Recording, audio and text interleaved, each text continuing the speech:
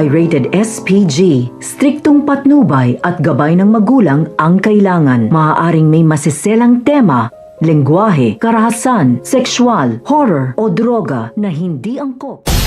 Sa kabila nga ng kasamaan nga nito ni Zoe, ay mas gusto pa nga nito ni Lynette na imbitahan nga itong si Zoe sa kanilang bahay para nga dito nga kay Doc Benitez. Subalit nagdududa naman nga itong ang sina Chang Susan at si Josa kung bakit gusto pa nga nito ni Lynette na imbitahan ito, samantalang napakasama naman nga raw ng ugali nga nito. Hindi naman nga makasabat itong ang si Doc Benitez kahit gustong gusto niya na nga na ipagtanggol ang kanyang anak. Subalit itinatago niya na nga lang ito upang sa gayon hindi nga siya mabisto ni Lynette, dahil kapag nangyari ito, malaking kaguluhan na posibilidad din na iwanan niya na nga itong si Doc Benitez. Sa kabilang banda naman ay papatawag na nga ng mga abogado ang mga tanyag at kabilang na nga rin ang anak nga nito ni Giselle. Magkakaharap nga muli sila dito, subalit dededmahin nga siya nito ni Justine.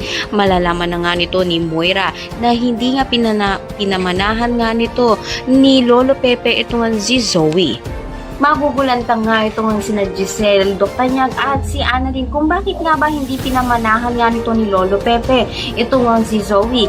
Kukutuban na nga kaya sila na may kinalaman nga itong si Zoe, kaya naman nga hindi na pinamanahan nga nito ni Lolo Pepe itong si Zoe at matungklasan na nga nila na hindi naman ito tunay na ako. Lahat na yan, abang natin.